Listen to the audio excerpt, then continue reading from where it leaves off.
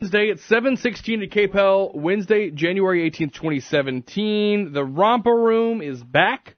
Brought to you, of course, by our friends over at Service Cadillac. Hey, some good deals going on over there today. Some of the cars featuring adaptive remote start, 20-way adjustable seats, heads-up display, surround vision, all going on there. One of the largest Cadillac inventories in the state, by far the largest inventory, choices, styles, prices for you to pick from here in our area. It's Service Cadillac at 1212 Ambassador Caffrey. Good Wednesday morning. Warren Cottle and Carol Ross in for Wingin' It Wednesday today. You guys all right? Good morning. Yes, and good Wednesday morning to you and everybody in Radio Land. Yes. You guys excited with inauguration week? Yes, we're having a big party. Are y'all Are you planning? Are you changing out like any drapes or rugs in that 5-hour window on Friday between White Houses? No, and I'm not employed to do that up there either. Rob, before you were on Wingin' It, this was before you were on Wingin' It, yes. when Barack Obama was first elected, somebody asked me to say something nice about Barack Obama. Yes. And I said he dresses well and he obviously loves his family. And after seeing that farewell address, I still have the same opinion. The rest, whatever went on in between, was a total disaster. I thought you were going to say he could pick a nice rug because the rug in the Oval Office was nice. It was nice. Carol, are you really giving me eyes that you don't like his rug choice? And anyway. The rug is inconsequential, in my opinion. What else went on top of that rug? Gotcha. Well, yeah. Whoa. All right. Now, we're talking about the Clintons. Are we talking about the Obama? same Democratic president or what? All right. Anyway, so the inauguration. Gave me a brain burn, too. Coming up, and dozens of mainly Democratic lawmakers have said they weren't going to be a part of it. Donald Trump actually asked yesterday, are they giving back their tickets? Because there's a huge demand for tickets. What do you think about the no-shows? Does it really even matter to Trump, Carol? Well, I hate to get really into the weeds and get too highly technical. Yes. But who really gives a rat's patootie? Yeah. Whether they go or not. Look, most of them are bi-coastal. They're the coastal Democrats, the coastal libs, who don't. And I'm afraid this is just a harbinger of things to come. Yeah. That Obama surely got all of his nominees approved. He got, the first 2 years of his administration, he shoved through some really bad legislation, primarily Obamacare, which is still a disaster. And by the way, if the Republicans did absolutely nothing, this thing is crashing and burning all over the place. Mm-hmm. And that whole joke figure about 20 million enrolled, no. The majority of that was Medicaid expansion. Witness Louisiana, Medicaid expansion here, and nobody knows how long that can last, how long it's sustainable. So if the Democrats don't at least try to make some kind of accommodation to get something done with Obamacare, it's going to be hung around their neck. It is hung around their necks. And there are 10 states now where Democrats are up for re-election in the Senate. And many of those states were won big by Donald Trump. Mm-hmm. They are going to have to come to some accommodation. Claire McCaskill and Joe Manchin are ones that are making noises about coming along. But these people who are boycotting, this shows how petty, how stupid, how inconsequential these people are. All right, Warren. We're going to talk about Obamacare in the next segment, but the inauguration and the no-shows. First of all, I think that the no-show is not even worth mentioning. I mean, it's an event. You get tickets to go to it. If you don't want to go, you don't show up. I mean, who the hell cares? Lewis didn't even show up some of these didn't even show up for Bush. They claimed the same thing. He was illegitimate. Well, I think the big thing about it is that if they don't show up, then fine, they're not there. I mean, that who wants to go to a party that you're not really welcome at? And most of this group who's sitting there saying, well, I'm not going to go. Well, good. Nobody gives a damn if you're there or not. In fact, it's going to be a lot better off if you're somewhere where you're somewhere else. Yeah, and I can already almost hear. I haven't heard it quite yet. I'm not sure how. It's been very recently announced. It may have even been overnight, but I heard it first thing this morning that Clarence Thomas will be the one to swear him in.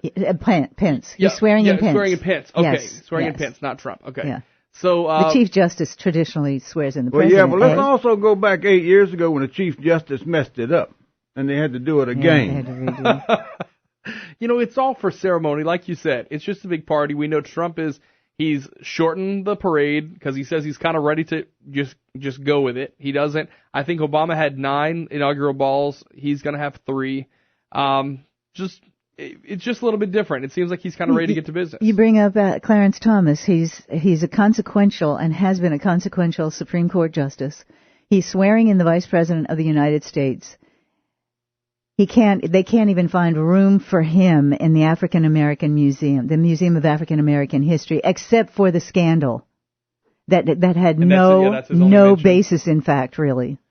Clarence Thomas, it's tough to say right now. It makes you feel old that he is the longest serving justice on the Supreme Court, or the second longest, I think. Because it's the longest is Ruth Bader Ginsburg. Okay, no. Kennedy. Yeah. Really? One of the guys. Really? It's one of the guys. Ginsburg was appointed by Clinton. Okay, I guess I'm sorry. I was getting longest serving. What about Breyer? It's Breyer or Clinton. Kennedy? That was Clinton. Okay. All right. We'll talk about Obamacare. You want to wrap this one up? Yeah, Clarence Thomas, talking about him. I heard him speaking one time on television, and he was talking about how he likes to get away from the Ivy League on his Supreme Court. I mean, on his clerks and whatever. Mm-hmm. And he said, for instance, I have one from LSU. And I said, that's a good man. I don't know why you wouldn't have a cross-section. Most of them don't. Most of them, they think that if they don't get them from Harvard, then they're illegitimate. They don't even follow, for the longest time, they didn't even follow their own rulings on discrimination and of women, because they didn't have many women clerking there for a long time. All right, we'll talk about Obamacare. Where does it stand now? How soon will it be repealed/replaced? It's 7:22.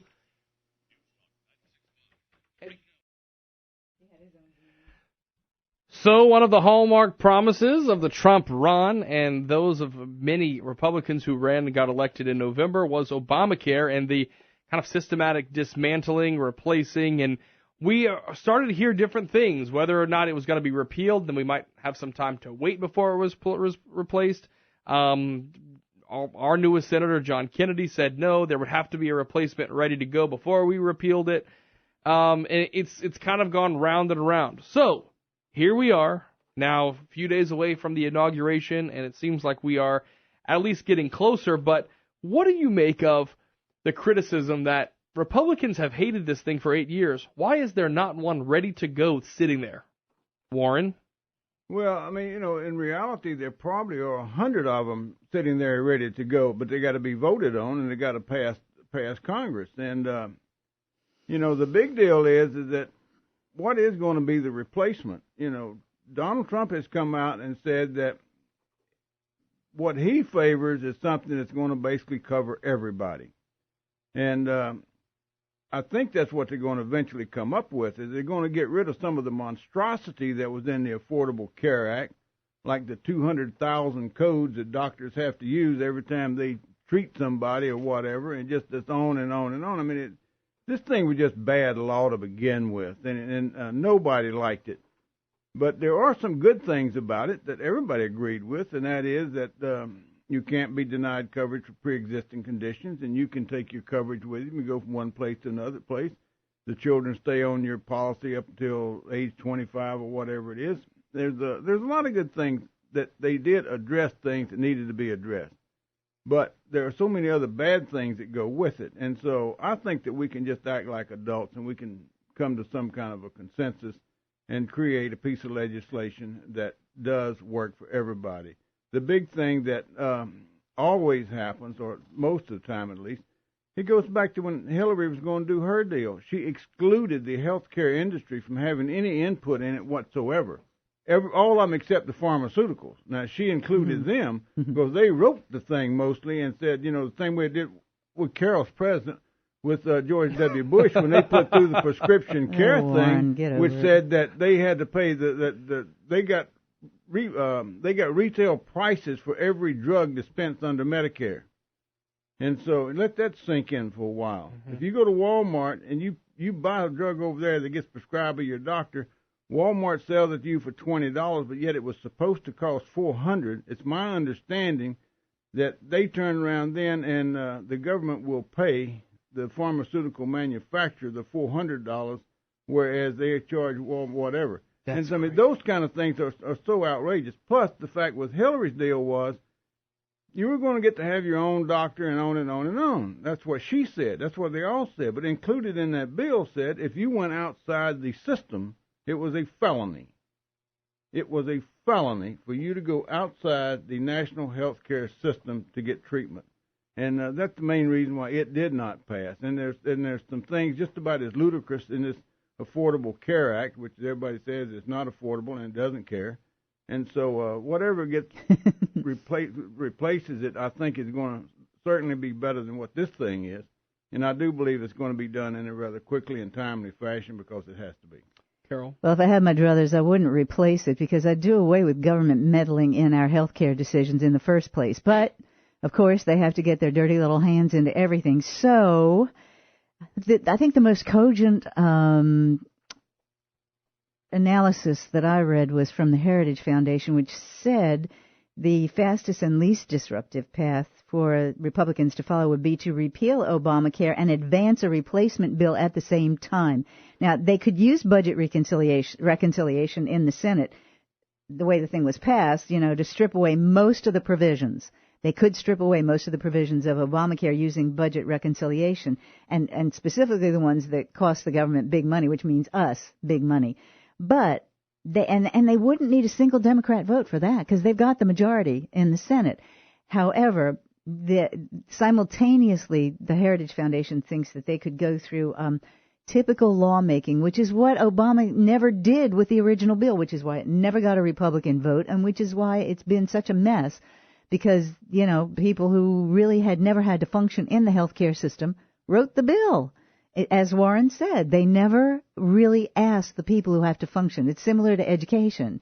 You get all these pinheads in there deciding what to do with education, but they never ask the teachers or the frontline people. So hopefully this time they'll be able to get enough Democrats in, at least on the nuts and bolts of what the replacement will be. Now, there are a dozen, as Warren said, there are a dozen plans.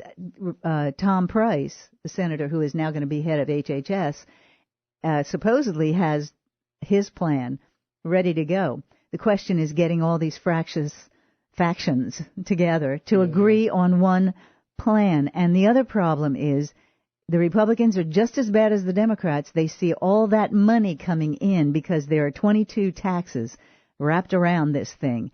And they are collecting record amounts of tax money right now in our government. Problem is they're spending astronomical amounts. They're collecting about, I guess it's a record amount. It's well over $2 billion that they're collecting, but they're spending over $3 billion. Wow. It's not sustainable, none of it. But they look at the money that's coming in from Obamacare, and I'm sure it has them quaking in their boots. How are we going to replace that money and still get something decent for the American people? What they need is free markets, and I'll tell you, opening up the insurance markets across state lines, you talk about competition coming in. People will get a better choice, get a lot more choice. You see it in your auto insurance. You can go online and just buy, great auto insurance right there online across state lines. Health insurance, life insurance. You can do the same thing with life insurance, but you can't do that with health insurance because these are monopolies, statewide controlled monopolies. And both the health insurance industry and Big Pharma just jangle a lot of chains up there. I think it's always interesting to look at the good doctors who just want to give care, who aren't the business side of it, who aren't part of, big groups, and ask them, have things gotten better or worse for you and what you do in the last 8 years? And I think they would say it got worse. Well, very early in this whole process. Definitely harder. Exactly. It's definitely harder to see a patient. It's terrible, and some of them will not take Medicare or Medicaid. In fact, I saw some statistics the other day that patients who have Medicaid have worse outcomes than people who have private insurance or no insurance. Wow. All right, Warren, wrap this one up for us, man. I want to say that the other day when I was coming down with a cold and my wife told me I had better go to a doctor, and then I'm sitting there talking to one of my friends who's a retired surgeon, and she told me I needed to go to a doctor, and I said, then what do you want me to do? And she said, I want you to go to a doctor. I said, well, I'm sitting here talking to one. And she said, well, I'm not practicing. You go to a doctor. So I went by my fine doctor over in the oil center at 11 o'clock, and I said, what do I have to do to get an appointment, blah, blah, blah. I said, when's the last time you were here? That's about 3 years ago. Mm-hmm. So then she said, will 1:30 be okay? And I said, 1:30 when? She said, this afternoon, right after lunch. And I said, well, I guess so. Well, then I need to go to your doctor, apparently. I zipped in there and got taken care of and zipped out. Wow. And then I got a thing from Lafayette General to fill out this little affidavit, this little survey about how well I was treated, and on and on and on. So Because that was a hospital-owned practice. So you see, the hospitals. I gave them a good review. I think the hospitals are having second thoughts about Obamacare too, because they're not getting reimbursed. It is 7:34. Gosh, we could spend a whole hour on Obamacare, and I'm sure it will come up. It's not going away anytime soon. Trump approval numbers. Is he ever going to accept them? We'll talk about that with our panelists coming up. This is Wingin' It Wednesday, brought to you by our friends over at Service Cadillac. Stay with us.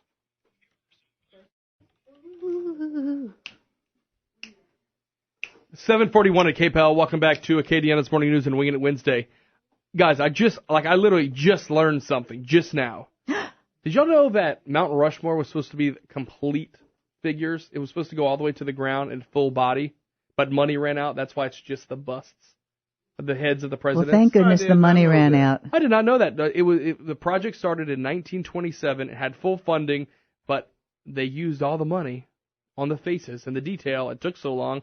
By 1941, they stopped, and so that's why they just have kind of the bust. I thought it was always supposed to be just the heads. Pretty cool. So look, actually, this is a picture. Look at my computer screen. Yeah. I'll have to post this on Facebook. That's the full body. That was the original. Anyway, I digress. Well, torso, not legs, huh? Not legs. Well, no, those go into the earth. Yeah. Oh, okay. I'm kidding. It's kind of like they're standing in a hole. Like they're I'm like glad they're it's just standing the in a ditch. faces. I mean, I think it's just beautiful the way it is. Pretty cool little fact for you. All right, so Trump approval ratings. We finally got two. But the question is, how long do you think it'll be before they start pushing for Obama up there? Is there enough room on the mountain? Is there enough room on the mountain? I don't know. They'll have to find a new mountain. Come on. Anyway, I got to move on from that. Trump approval ratings. The first, two surveys came out, an ABC News and then a CNN ORC came out, and basically showed the difference in final approval rating of the election versus approval rating now, at the same time before the inauguration. They all are trying to say that everyone else's approval ratings went up between the general election and the inauguration, and Trump's went down. Do we expect anything else other than that Trump is going to refute anything? I mean, he has no reason to accept anything that's negative. I mean, he stood by it. The people who support him stand by it. What do you think, Carol? This was, in many ways, a transformational campaign. I don't think people will campaign ever again the same way. The benefit that Trump had was he had his voice, his share of voice in the marketplace was so overwhelming, and he knew how to work that. He's above all a marketer and a brand manager. He's created a significant brand, and so he was able to speak above the din of the mainstream media, which had so discredited themselves over the years. The big media, the big networks. I mean, look at what they did to George W. Bush with that scandal, the Dan Rather, Mary Mapes scandal, and they've done it over and over again to conservatives, and they're a one-trick pony, and people have figured it out, and they're not buying what they're selling anymore. So here comes Trump, and he is able to get that share of voice in the market that is his own. He has his own platform. He does not need the media, and he's found that. And they're just apoplectic about his use of Twitter. But I'm telling you, when you have 25 to 30 million followers on Twitter, and you can get your message directly to your people, they will remain faithful to you. And they don't care what these polls say because they didn't care in the election. How many times did you see the night of the election, there's no path to victory? There's no path to victory. And what happened? It was almost a landslide. I mean, really, there was an in the Electoral College. If you look at where Hillary won her votes, California. That's what I was going to say. California alone gave her the margin of victory in the popular vote. So I'm going to look at all the other counties, the thousands of counties across this country that voted for Donald Trump, who didn't pay attention to the polls, who listened to him. I mean, people stood out there, and I've heard this over and over again. All those rallies he did, they stood out there for hours to get to see him, and he gave them value for their money. It wasn't just a 10 or 15-minute speech. He spoke to them. I thought it was interesting. There was a story while I was off one of the days. I don't know if it was the weekend or whatever else, but it was called the president of California, where, over the whole time, the insiders who kept telling Trump, no, you got to at least go, you have to whatever. And he won it without putting any focus on California. Because that had been the old school thinking, California's such a big number, you got to spend a lot of time there. Well, he knew where that was going. Why even waste the time? And conversely, she ignored her traditional base. Didn't even campaign in Wisconsin. Gave short shrift to Michigan, Ohio, Pennsylvania. Yeah. Come on. Warren? What do these numbers tell me? It tells me that the war on Trump, and it tells me that the war on the traditional, conservative, working, middle-class American family, whether they be black, white, Hispanic, Asian Americans, Russian, Jews, whatever, is that the war continues from the national media and those people who think they own this country. The war still continues, and they will not give up, even though they have lost. People repudiate them. People no longer respect them. And they're, in so many ways, they are a nothing. A friend of mine said about somebody one time, he said, that man is the biggest nothing I have ever seen in my life who thinks he is something. And that's kind of the way it is with the national media. I look at these numbers. What difference does that make? I go back to Ronald Reagan. When Ronald Reagan went in there, it's leadership versus management. Management said, we're going to look at the numbers, the spreadsheet, do the numbers fit? Even though it's wrong, if the numbers fit, we're going to do it. And leadership says, we're going to do things that are right, and we're not going to do things that are wrong. And said, even though it may look like the best thing to do today, but 2-3 years down the road, 10 years down the road, it's not going to be good, so we're not going to do it. And I think that's what you're going to see here. And Reagan used to say, don't tell me what the polls say. Mm-hmm. I don't want to hear what the polls say, because we're not here to govern by polls.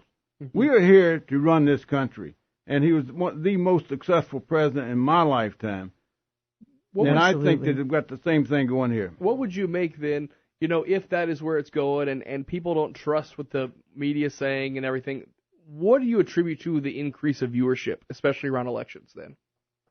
For certain channels, Fox beat everybody hands down. Yeah, but they all had records. I mean, even MSNBC, we're all had records. I think a lot of them though tuned in just to get see mad. Trump. Well, they went, and they also he was a provable ratings getter. If you remember in the primaries, the mainstream media propped him up a lot because they love the ratings that he brought to them. He is a ratings getter. And, look at Celebrity Apprentice. They had great ratings. He did great with that. So anyway, he's figured it out. He's going to talk over their heads because he has the capability now to do so, the technological capability now to talk over the media's head. And I think a lot of people just like used to tuned in just simply because they wanted to see what was happening. Yeah. And they saw the transformation. They saw the Trump train rolling into town, and they wanted to watch it. Everybody loves a good car crash, whether they know what the outcome is going to be or not. Think about it. Yep. Why do we want the other things that we want? Why does it? At this point, Bernie, I don't think anybody wants the predictable. We know what the predictable is. We've seen it over and over and over again in Washington, and we're sick of it. I think people are like, they've just... By the way, I have two great movies to recommend if you all have time. All right, 7:48. Maybe we'll check in with that. No Saints. No Saints in the Super Bowl. Oh, Bernie, thanks for reminding us. No Saints in the playoffs. No Saints. We're going to buck from tradition. Had a couple other topics, but we're going to... Let's buck. Let's do something different. So, Carol, have we even talked about it on Wingin' It Wednesday yet? Movies? You being part of the new daytime lineup on KPEL? No, we haven't talked about it yet. All right, so on February 13th, you've heard the promos running. Sean Hannity moves over to our sister station, Talk Radio 960, and Carol Ross joins us from 2 to 4 every day. Yeah. Might have to talk about Friday. That's my movie day. I'm not sure about Friday. We'll phone it in. How about this? Phone it in Friday. I'll phone it in from the theater. Hey, you want a movie review? So, part of it, one of the things, you're going to talk about what's kind of going on around the Whatever's community, happening. what we have happening, and you're a movie buff. I am a movie buff. Did you see Patriots Day yet? I did. Awesome. And? I saw Hacksaw Ridge, Manchester by the Sea, Patriots Day, Hidden Figures. Saw that last night. That's like a 5-star. Let me tell you. I have no idea. It's based on a true story. Some of the women are still alive. One of them has a connection to New Orleans. I believe her granddaughter is a teacher in New Orleans at one of the charter schools or something. Anyway, it's an excellent, amazing story, and it really wraps around the woman called Catherine Goebbels Johnson. I think she's still alive. I think she and her husband just celebrated 50-some years. I mean, this was in 61, the space program, right? Mm-hmm. And these women, they worked in the computer lab. They called it the West Computer Lab, and then there was a separate. Everything was separate and unequal. Wow. And this was in 61. Uh-huh. And they were working on the space program and trying to put a man on the moon. And Catherine Goebbels was a mathematical prodigy. I mean, she was a prodigy. And many of the men could not figure it out. And she went back to some ancient sort of mathematical thing to figure out how to get John Glenn back into Earth orbit and in reentry and all. And it's a fascinating story. All three of them. I'll tell you what the big surprise was. Janelle Monáe. The singer, who's not even an actress.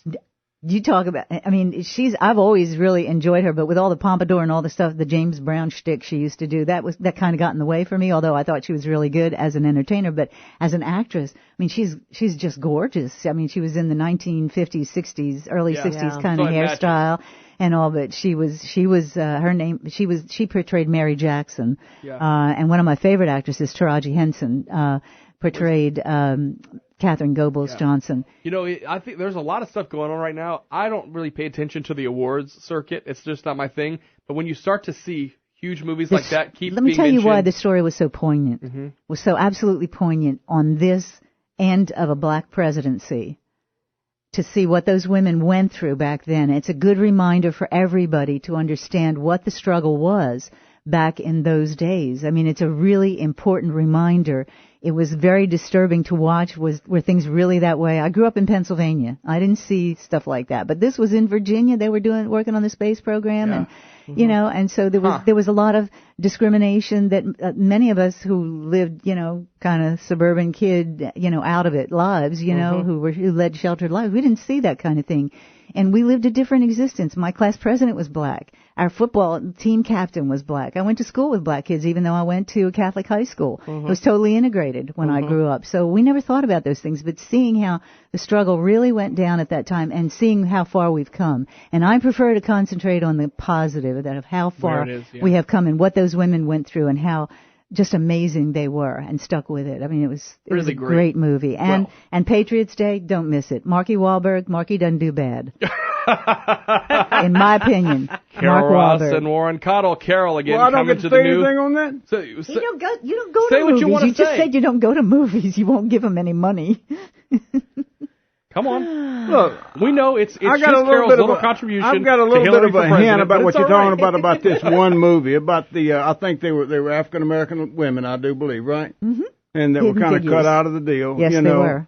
The fact that they were black, I'm sure, had a whole lot to do with it. The fact that women had a lot to do with it. If you go back there and start talking about women being cut out of the sciences and such stuff, you need to go Google Admiral Grace Hopper. Yes. There's a bug in it. Yes. She was one of the I think she taught at MIT, and she was basically the mother of computers, going back to World War II, and the strides that she's made have been absolutely phenomenal. Mm-hmm. I mean, let's just face it, everybody in this country has gone through adversity. You go back to Sandra Day O'Connor, graduated, I think, second in her class at Stanford Law School, could not get a job as an attorney because she was a woman, so she went to work as a legal secretary in San Francisco for somebody. You know, but when it comes to movies, I don't support Hollywood. You know, when you look at the things like Meryl Streep getting up there saying the things that she said, I have told people I've got more respect for the porn industry and the porn stars than I do for the mainstream Hollywood group. Because at least, by God, the porn stars don't go running around trying to tell us that they're something that they're not. And trying to tell us that all the problems in the world are because of me and because of you and because of the listeners at KPEL. You know, they're more the problems in this world than they are the help. All right. Well, very interesting take as well. So if you like the movies, give them all your money, give them more money, have at it. Watch porn instead. All right, 7:59 now at KPEL.